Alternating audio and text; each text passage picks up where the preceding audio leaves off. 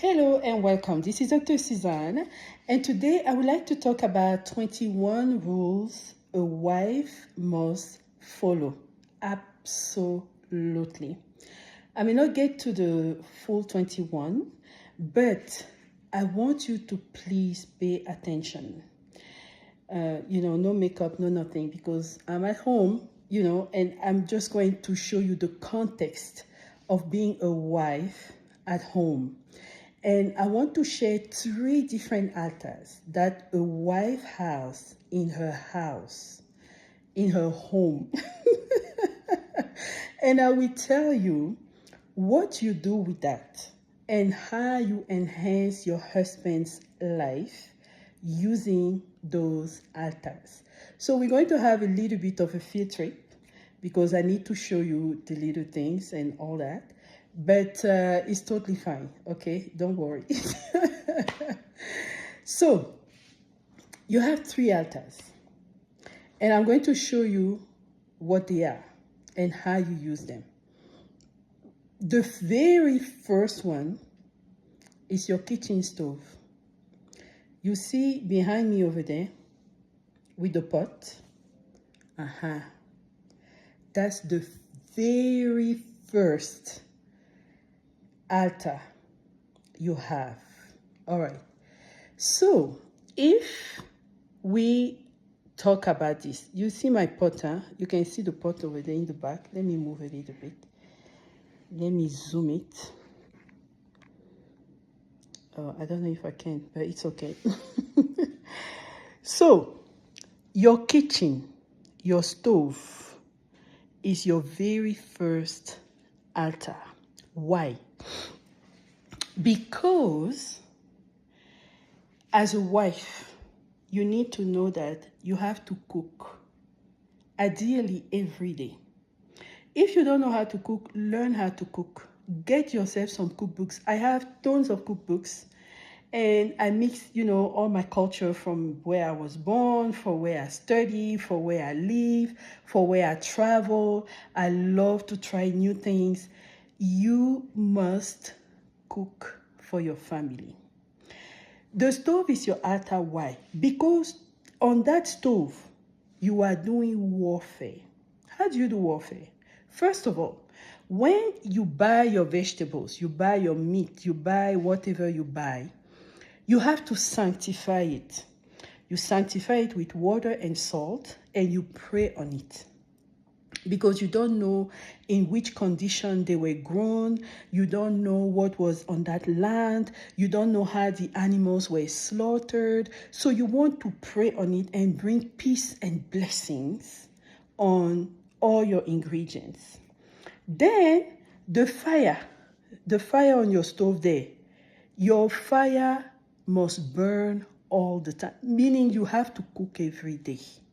Your pot is where you put all your ingredients and you begin to pray on it. You bless your food and you begin to give it an assignment for the health of your family, for the clarity of their mind, for blessings, for increase, for fruitfulness. You understand? So your very first altar is your stove. You see my little pot over there? I got it back home. Back home. Like from the time I left home when I was still like a teenager, like 17, to go to med school, I made sure I bought pots from home because I knew how to cook with those. And I've carried that my entire life. So you need to have these little things, your little rituals that you use when you cook. How you clean your meat, how you cook your vegetables, how you store them, your recipes, because this is your very first altar. Okay, so that here is the kitchen. Now we're going to the second one. And the second one, let's see. Let's just walk. We're just going to have a little field trip.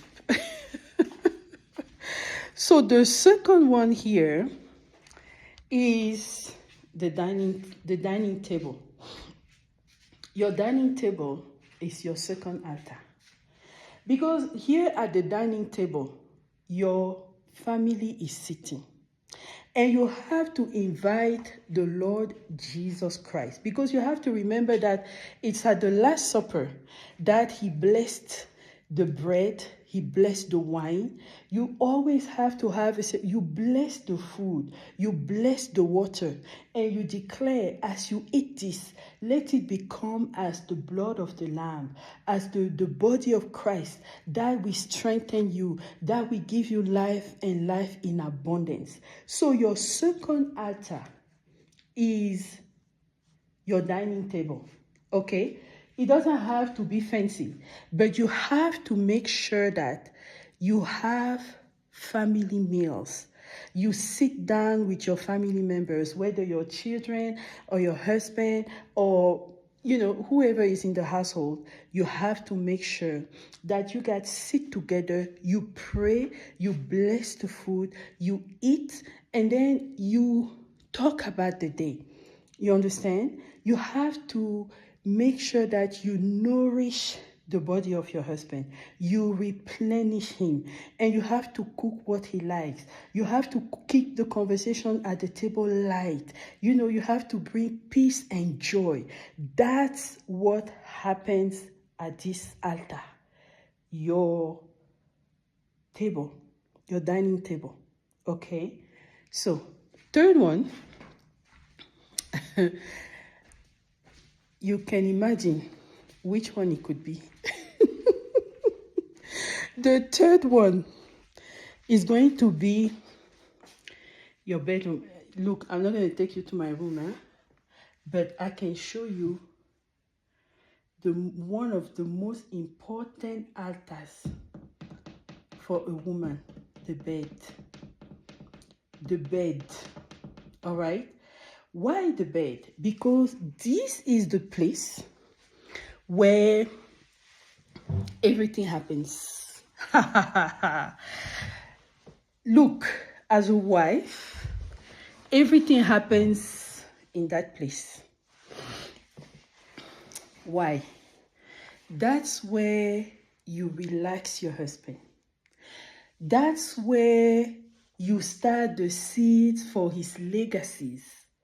And not just children, projects, increase, structures, dreams, anything he wants to birth.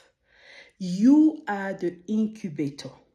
So, a few things you need to know how to do.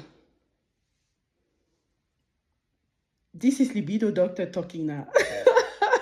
You have to learn how to do a hand job. Why? Because if, for example, you're on your period, you don't ever want to have intercourse with your husband during your periods. But you can still give him some relaxation, some pleasure, some good feelings by using your hand. Okay, I know a lot of women are against the blowjob, but I believe that it's not something that's forbidden. Hey, I'm a Christian girl, okay? But I believe it's not something that's forbidden.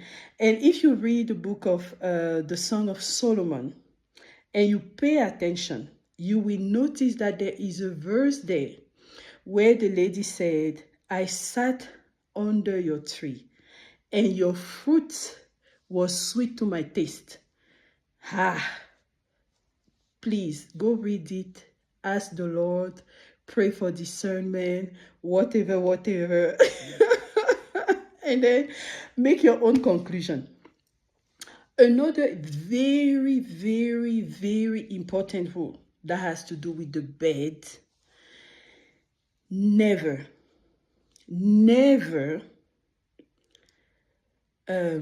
how would I say that? Okay. Well, be faithful. Be faithful to your king. Be faithful to that man you have chosen. Be faithful to that man you love. I always say that a womb can produce for one man at the time. What does that mean? You don't sleep around. You just don't. You know, learn very early to keep to yourself, to keep your legs shut. Why? Because your womb is literally the central bank of fortune for your husband and your children. So if you constantly go and sleep here and there, do this, do that with this man, with that man, you are leaking so much that your husband is not going to be able to increase consistently. Once you have chosen a man, stay faithful to him. Stay faithful. Like, don't even allow another guy to text you and tell you that, I have a surprise for you. Would you like to learn about it? I don't. I don't want to. I'm not interested. You understand?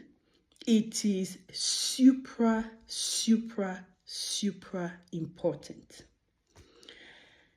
Another rule is a rule of honor. When you go out with your husband, even if you had a little argument at home, even if there is pressure, sometimes there's pressure about bills to pay, about someone who wants to influence you and it's not working, about the contract, about maybe something at work, about the children. Even if there are tensions, when you go out, honor your husband. You keep quiet, you smile, you let him do the talk. You just stand behind him, actually. Not like when I say behind, it's like not completely behind, but by his side, slightly behind him, slightly behind. Let him be at the front. Let him do the talk. Let him be, the king. Even if he says something that is not quite accurate, you keep quiet. You zip it. You just smile. You nod your head. You look at him in the eyes. And you let people know that you are valuing what he's saying. Because as a wife, you teach others how to treat your husband. You understand? Okay. So, for example, if you disagree, I see that a lot. I talk about this all the time. You see some people who have an argument. As soon as they get to a party, the woman packs her face like moi moi. She sits over there. The husband says, honey, this and that. She lifts her eye to the ceiling, or she rolls her eyes to tell him, leave me alone. You just can't do that. You cannot do that. Or your husband says something and you correct him. Or you want to tell him that, oh, you didn't say this right. Or you said that. No. You have to keep quiet. This is the law of honor. Another thing you should never do as a wife is to tell other women that you have your man in your pocket. Without you, he's nothing. He can never look at another woman. He can never find another woman. My sister, never do that. Why? Because one thing I've learned from intimacy with the Lord is that there is that one passage in the Bible.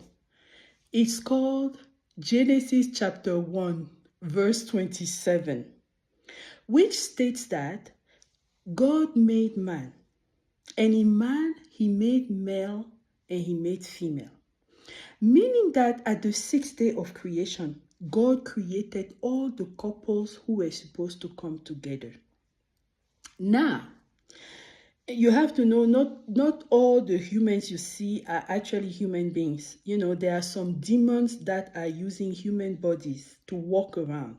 And you can actually get married to someone like that.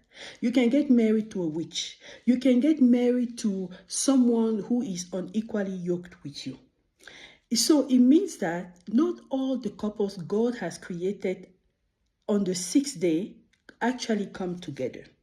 So imagine that God has favored you and you marry a man who is actually a very good man, but you're not even supposed to be his wife of destiny.